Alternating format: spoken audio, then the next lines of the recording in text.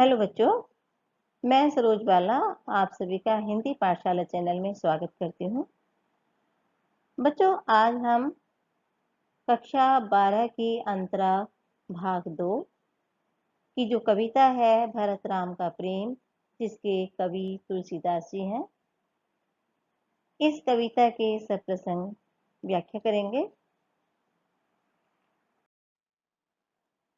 तो सबसे पहले हम कवि तुलसीदास जी के बारे में थोड़ा सा संक्षेप में जान लेते हैं कि तुलसीदास जी का जन्म 1532 में और हुआ था और 1623 में इनकी मृत्यु हो गई थी। इनका जो जन्म था बांदा जिले में, गांव राजापुर, उत्तर प्रदेश, यानी उत्तर प्रदेश की बांदा जिला और गांव है राजापुर। बच्चों, इनकी जो मुख्य रचनाएं हैं उनका नाम है रामचरितमानस, कवितावली, विनय पत्रिका, गीतावली और दोहावली। बच्चों, इनकी जो भाषा है अवधी भाषा कहलाती है। हालांकि इन्होंने अवधी और ब्रज भाषा दोनों में रचनाएं लिखी हैं, लेकिन अधिकांश इनकी जो रचनाएं हैं वो अवधी भाषा में लिखी गई है। बच्चों, कविता पढ़ने से पहले हम कविता का संक्षिप्त परिचय जान लेते हैं कि इस कविता में क्या है।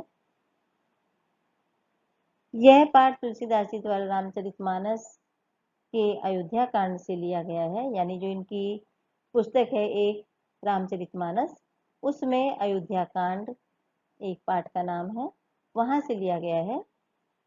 राम के वन जाने के बाद भरत का राम से मिलने का वर्णन किया गया है कि जब राम वन चले गए थे और पीछे से भरत ने आकर के देखा कि राम नहीं है, तो भरत ने वन में ही जाने का निश्चय किया और वहीं जाकर के मिलते हैं, और किस तरीके से मिलते हैं उसी का इसमें वर्णन किया गया है। भरत राम की प्रशंसा करते हैं और गुरु वशिष्ठ भरत से कहते हैं कि राम के सामने जाकर के अपनी सारी बात स्वयं कहो। राम भरत जो है वो राम के सामने अपना स्नेह प्रकट करते हैं और स्वयं को दोषी मानते हुए कहते हैं कि उन्होंने कभी भी राजा बनने की इच्छा प्रकट नहीं की। उनकी माता की कुबुद्धि के कारण ही राम को इतने कष्ट झेलने पड़े हैं। यानी यहाँ पर इसके दोष के लिए माता को दोषी ठहरा रहे हैं कि माता की जो बुद्धि है वो कुबुद्धि बन गई थी, इसीलिए सबको इतने कष्ट झेलने पड़ रहे हैं। अयोध्या के लोग व्याकुल हैं और पिता के वचन रखने के लिए ही राम, सीता और लक्ष्मण को वनों में भटकना पड़ रहा है। वे स्वयं को कहते हैं कि पूर्व जन्मों के पापों के कारण ही उन्हें यह सब देखना पड़ रहा है। वे राम को अयोध्या ले जाना चाहते हैं और राजमुकुट सौंपना चाहते हैं। बच्चों, आगे जो हम कविता पढ़ेंगे तो ये उसका संक्षिप्त वर्णन है। तो बच्चों, कविता है हमारी भरत राम का प्रेम, यानी भरत और राम का जो प्रेम है वो किस तरीके से कविता में दर्शाया गया है, इसमें उसी का वर्णन है। तो बच्चों, सबसे पहले हम कविता में आए हुए कठिन शब्दों के बारे में जान लेते हैं। पुलकी, पुलक का अर्थ होता है प्रसन्न होना। समीर का अर्थ है हवा। मोर, यहाँ पर जो मोर शब्द आया है यह अवधी भाषा में है और इसका अर्थ है मेरे। निज, निज का अपना, स्वभाव का मतलब स्वभाव। विषेखी, विशेष। खुनिश मतलब खुंदक में या क्रोधवश। शिशुपन, शिशुपन का मतलब बचपन में। बैन, बैन का मतलब वचन है यहाँ पर। तृषित, प्यासा। पे, पियासे, प्रेम के प्यासे। पे का मतलब प्रेम और पियासे प्यासे। तो पुलक की शरीर, पुलक की शरीर सभा भय ठाड़े, नीरज नयन नेह जल बाढ़े। कहब मोर मुनिनाथ निबाहा, एहि ते अधिक कहो में कहा। मैं जानऊं निज नाथ स्वभाव, अपराधहूँ पर कोउ ना काऊ। मोह पर कृपा सनेही बिसेखी, खेलत खुनिस न कबहू देखी। शिशुपन ते परिहर्यु न संगु, कबहु न नीह कबहु न कीन्ह मोर मन भंगु। मैं प्रभु कृपा रीत जिय जोही, हार्यहूँ खेल जितावही मोही। महु स्नेह सकोच बस, सन्मुख कही न बैन।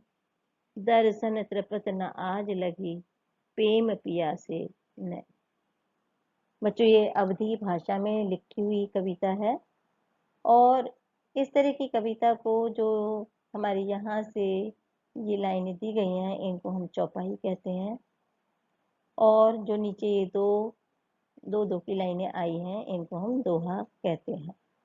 तो इस तरीके से ये दोहा और चौपाई के माध्यम से ये कविता लिखी गई है। अवधी भाषा है और इसमें भरत राम के सामने जाकर के अपने मन की बातों को कहते हैं। तो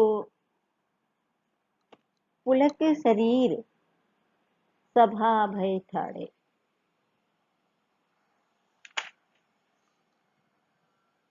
भरत जो है मतलब जब राम वनवास चले जाते हैं तो भरत उन्हें वापस लाने के लिए, अयोध्या लौटाने के लिए बन गए हैं।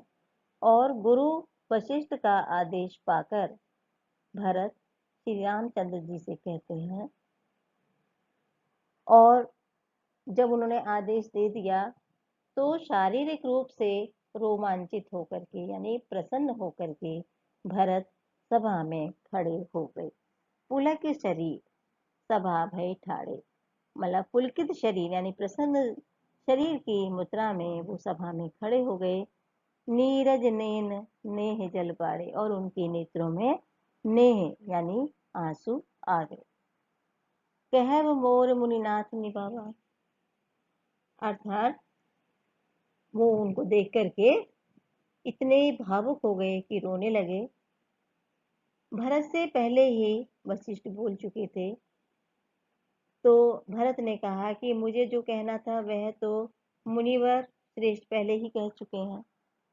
कह मोर मुनिनाथ निभा, मतलब कि जो मैं कुछ कहना चाहता हूँ वो तो सब कुछ मेरे से पहले ही वशिष्ठ गुरु जी ने कह दिया है।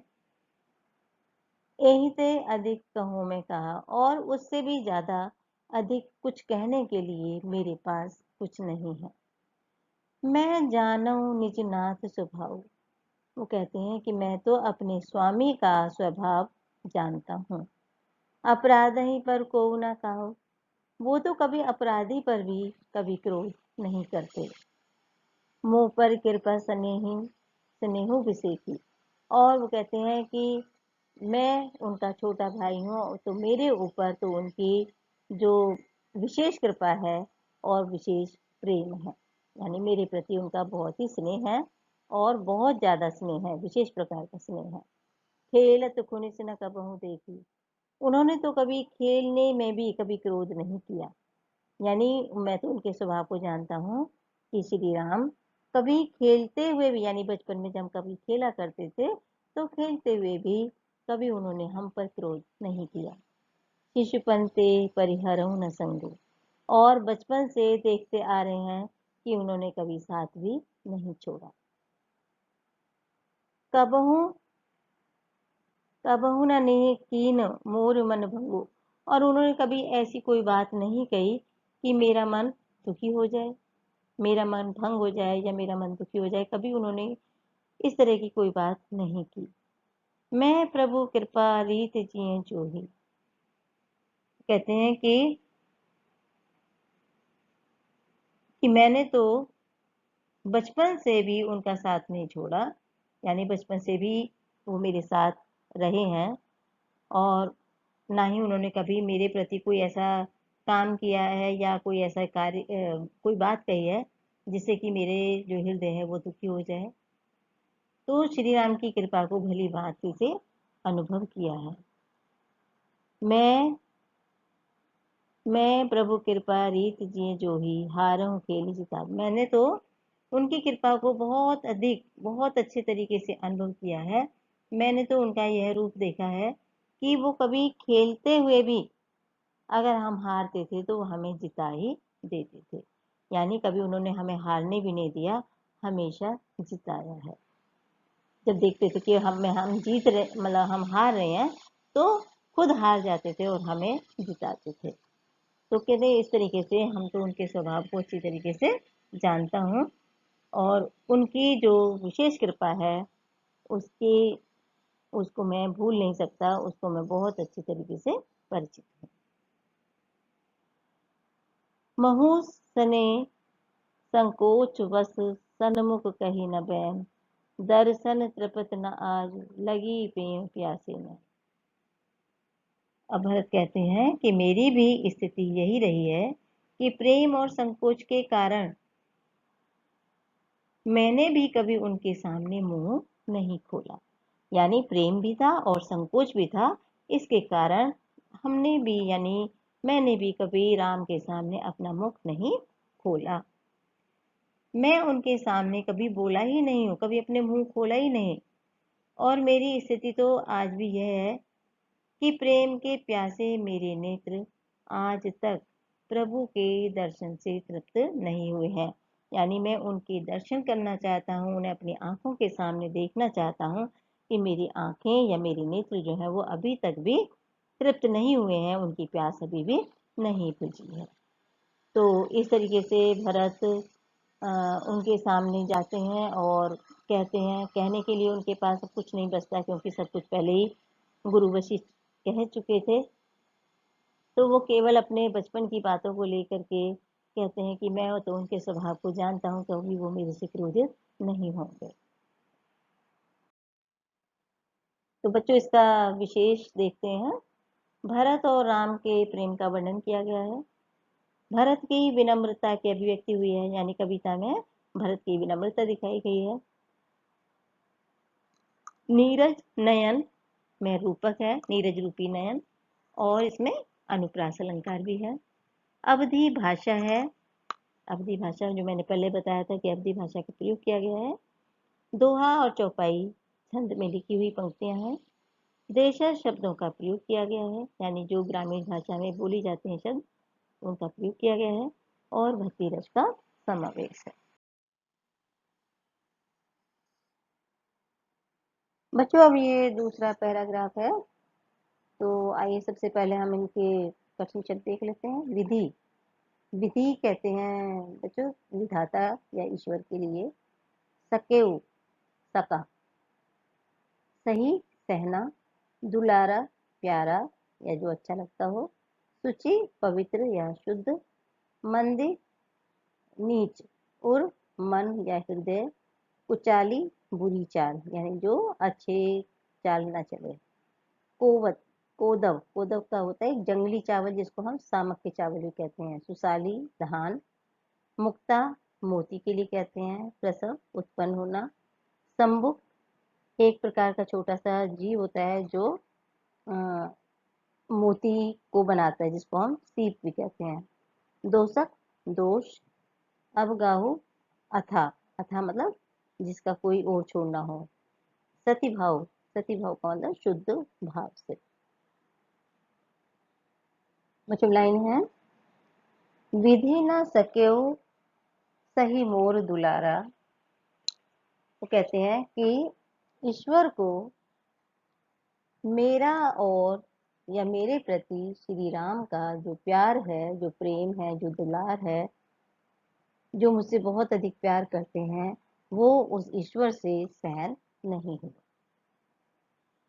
नीच बिचु जननी मिसपार, यानी मेरी माँ को बीच में, यानी नीच माँ को बीच में ला करके उसने यह कार्य कर दिया ताकि हम दोनों के बीच में खटास उत्पन्न हो जाए या व्यवधान आ जाए या एक दूसरे के प्रति प्यार कम हो जाए। यह कहे कहत मोहि आज न शोभा, और मुझे यह कहते हुए अच्छा नहीं लगता कि मैं अपनी माता को नीच कहूँ और मैं सदाचारी कहूँ, तो ये मुझे अच्छा नहीं लगता। अपनी समझ साधु सुचि को भा, यानी अपनी समझ में तो सभी अपने आप को अच्छा समझते हैं, लेकिन वास्तव में वो कितना अच्छा है उसको खुद को नहीं मालूम होता। माँ तुम अंज में साधु सुचाली, मैं माँ को नीच कहूँ कि मेरी माँ नीच है और मैं सदाचारी हूँ या अच्छे स्वभाव वाला हूँ, तो ये कहना मुझे शोभा नहीं देता है। उर अस आनत कोटि कुचाली, वो कहते हैं कि मेरी दृष्टि में कौन साधु और कौन पवित्र है यह नहीं कह सकता मैं, और मेरा हृदय में इस तरह की बातों को अपने हृदय में लाना, उर का मतलब हृदय, हृदय में लाना इस तरह की बातों को करोड़ों बुराइयों के समान है। यानी अगर मैं इस तरह से बात लाता हूँ कि मैं बहुत अच्छा हूँ, मेरी माँ नीच है, तो ये तो करोड़ों दुराचारों के समान है, यानी बहुत बुरी बात है। फरे की कोद बाली सुसाली, वो कहते हैं कि फरई, फरई का मतलब फली, फली कह सकते हो या बाल, कि मतलब जो जंगली चावल होता है जिसको हम सामक कहते हैं, उसकी बाल से क्या कभी अच्छा चावल उत्पन्न होते हुए देखा है? नहीं। कि जिस तरीके से उत्पन्न चावल नहीं होता, और मुक्ता प्रसव किम संबुल काली, काले रंग की जो घेंगा होता है उससे कभी मोती उत्पन्न नहीं होता, इसी तरीके से मैं भी उस माँ की कोख से मतलब अच्छा कैसे हो सकता हूँ, यानी मेरा जो जन्म हुआ है मैं भी कैसे अच्छा हो सकता हूँ, कि अगर मेरी माँ नीच है तो मैं भी नीच के समान ही हूँ, मैं अपने आप को अच्छा नहीं कह सकता। सपने हो दोषक लेहो ना पाओ, कहते कि किसी में दोष निकालना, किसी को दोषी देना, सपने में भी दोष देना, लेश मात्र भी देना मुझे अच्छा नहीं लगता, यानी मैं किसी को सपने में भी दोष देना नहीं चाहता हूँ। मोर अभाग, ये तो मेरा दुर्भाग्य ही है कि, और हो सकता है कि ये पूर्व जन्म के जो मेरे कर्म है उनका फल होगा, और मेरे जो दोष हैं वो कितने हैं, मेरा जो भाग्य है वो दुर्भाग्य है। उदधि अवगाहु, यानी जैसे समुद्र का, उदधि मतलब समुद्र, समुद्र का ओर छोर नहीं होता, अगाध होता है, ऐसे ही मेरा भाग्य भी अगाध है, यानी उसका भी कोई ओर छोर नहीं है। बिनु समझे निज अग परिपाको,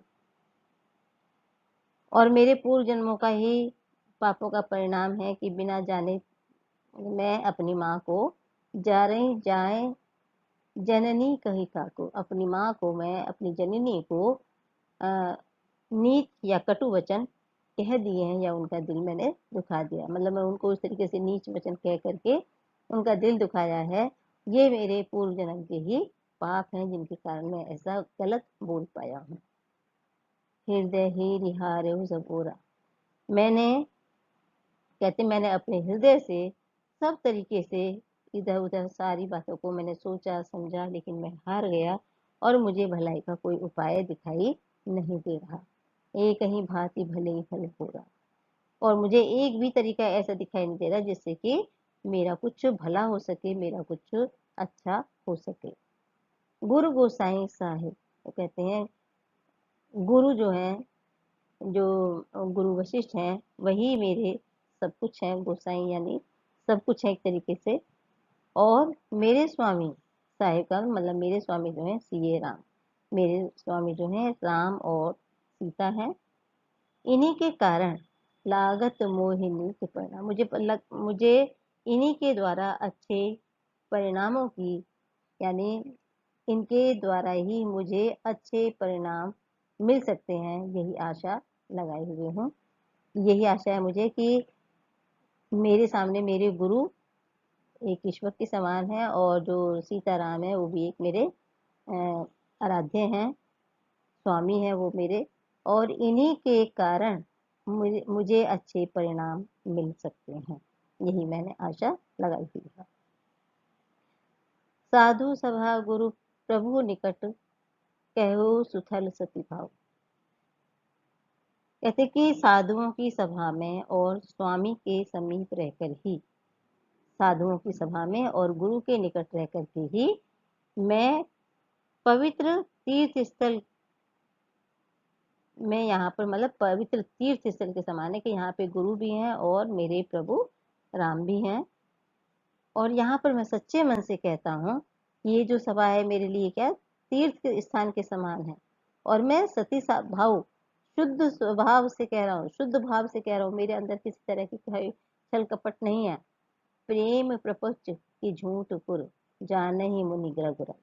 तो कहते हैं कि मेरा जो कथन है प्रेम है, यानी जो मैं बात कह रहा हूँ कि वो राम के प्रति प्रेम है या छल कपट है, झूठ है, ये तो या तो मेरे गुरु अच्छी तरह से जानते हैं या श्री राम अच्छी तरीके से जानते हैं।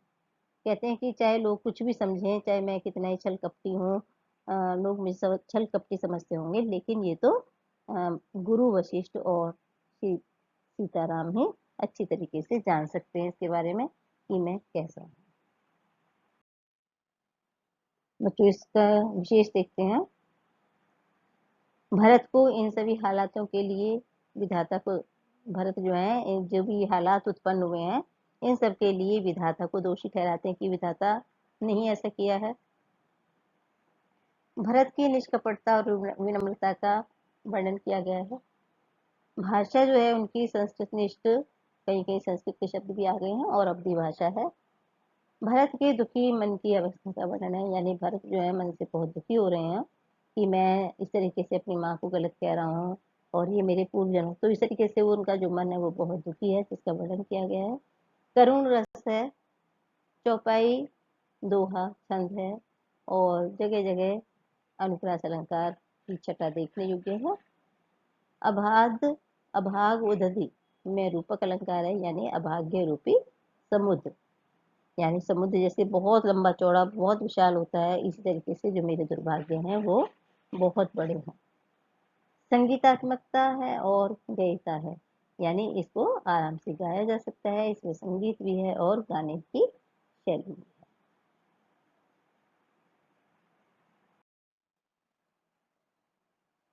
बच्चों आइए इस पैराग्राफ को देखते हैं।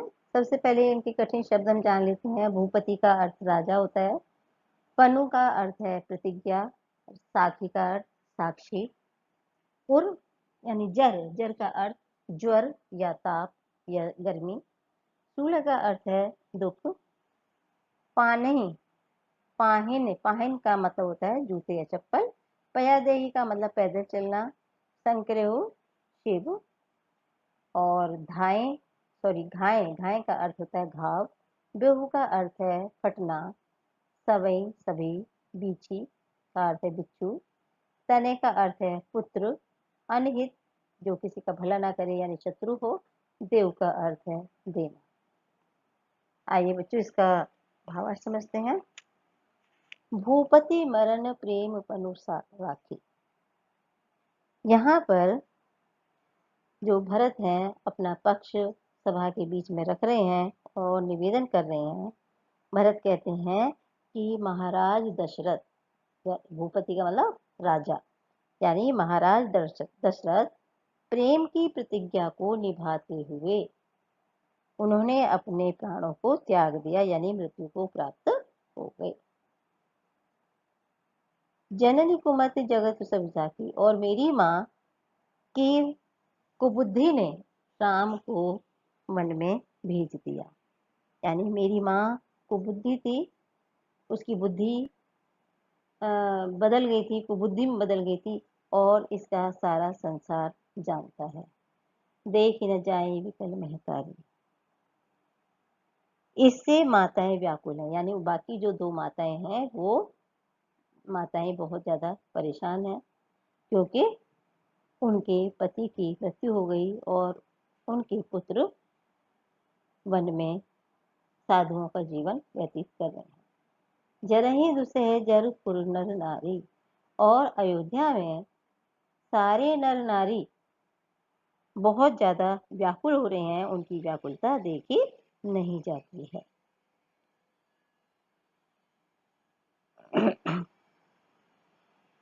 भरत कहते हैं और कि मैंने ये महसूस किया है कि मैं मही सकल अनर्थ का कर मूला। और मैं ये जान पाया हूँ कि जितना भी ये अनर्थ हुआ है, जितना भी ये असहनीय कार्य हुए हैं, इन सब का दोषी मैं ही हूँ, यानी मैं ही इन अनर्थों का मूल हूँ। मेरे ही कारण ये सब कुछ हो रहा है, यानी सभी लोग जो सहन कर रहे हैं वो मेरे ही कारण कर रहे हैं। तो मुनि समझ सहे सब सूला। कहते कि श्री राम लक्ष्मण सीता के साथ मुनियों का सा जो तेज धारण कर, जो मतलब वो जो राम है, मुनियों जैसा उन्होंने वेशभूषा धारण कर ली है और वन में जाकर के वो नंगे पैर सुनी वन गवन, वन में चले गए हैं। रघुनाथ जो है उनकी बातों को सुनकर के वन में आ गए हैं। करि मुनि वेश लखन, और लक्ष्मण और सीता के साथ मुनि जैसा वेश धारण करके वन में बिना चप्पलों के ही, बिना चप्पल जूतों के ही नंगे पैर चल रहे हैं।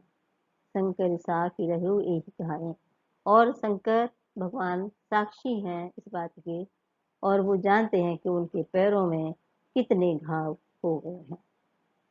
बहुरी निहारी निषाद स्नेह, अनेक प्रकार से निषाद, जो वहां का निषाद राजा था, राजा निषाद, उनका प्रेम को देखकर, इसके बाद निषाद राज का जो प्रेम है वो भी देखकर वज्र के समान कठोर हृदय में छेद नहीं हुआ। यानी वो कितना उनके प्रति प्रेम है, और तो भी बोले से कठोर, मतलब उनके इस तरह के उनको देख करके मेरे हृदय में अभी तक छेद क्यों नहीं हुआ, यानी क्यों नहीं भेदा है। वेव का मतलब फटना, मेरा हृदय अभी तक क्यों नहीं फटा। अब सब आंखें ने देख के आई, अब तो मैंने सब कुछ आंखों से देख लिया है।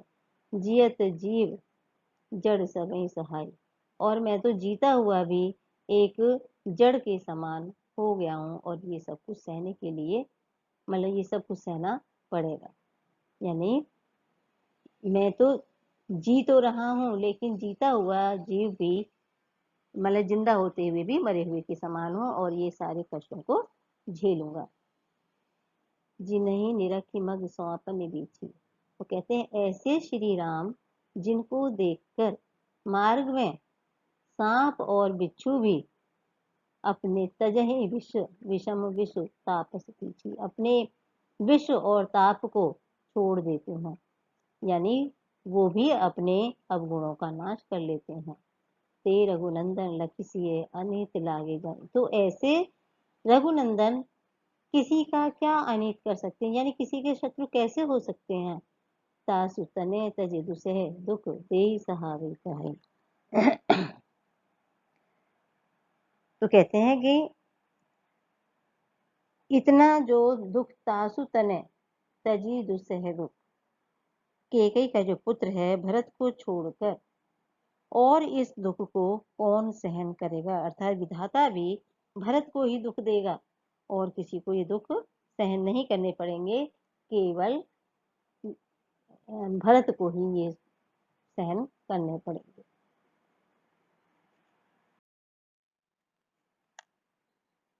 बच्चों इस पैराग्राफ का विशेष है, भरत का श्री राम के प्रति निश्चल प्रेम व्यक्त हुआ है। प्रेम की जो, भरत की जो व्याकुलता, यानी व्याकुल जो दशा है उसको दर्शाया गया है। कुलिस कठिन में उपमा और अनुप्रास अलंकार है, नहीं अनुप्रास अलंकार है। समस्त पद में, यानी पूरे पद में जगह जगह अनुप्रास अलंकार देखने योग्य है। करुण रस, यानी करुणा भरा माहौल है यहाँ पर, इसलिए करुण रस है। दोहा और चौपाई छंद है, अवधि भाषा है। तत्सम शब्दावली का प्रयोग किया गया है, यानी तत्सम जो शब्द हैं उनका प्रयोग किया गया है। बच्चों अभी तुलसीदास जी की दूसरी कविता, यानी जो पद के नाम से है, उसके लिए मैं दूसरी वीडियो बनाऊंगी, और प्रश्न उत्तर, दोनों कविताओं के प्रश्न उत्तर उसी में समझाऊंगी, क्योंकि वीडियो बहुत लंबी हो जाएगी। तो बच्चों शायद ये आपको समझ में आ गई होगी। और इसके आगे के जो पद रह गए हैं उनको पढ़ने के लिए, उनको समझने के लिए आप मेरी पार्ट 2 जो वीडियो है उसको आप देखिएगा, तुलसीदास की पार्ट 2। और बच्चों मेरे चैनल को सब्सक्राइब कीजिए, अधिक से अधिक शेयर कीजिए, लाइक कीजिए और कमेंट्स ज़रूर कीजिए बच्चों, क्योंकि कमेंट्स आप करेंगे, आप मेरी कमियां या अच्छाइयाँ बताएंगे तो मेरा उत्साह आगे बढ़ेगा और मैं आगे काम करने की मुझ में हौसला उत्पन्न होगा।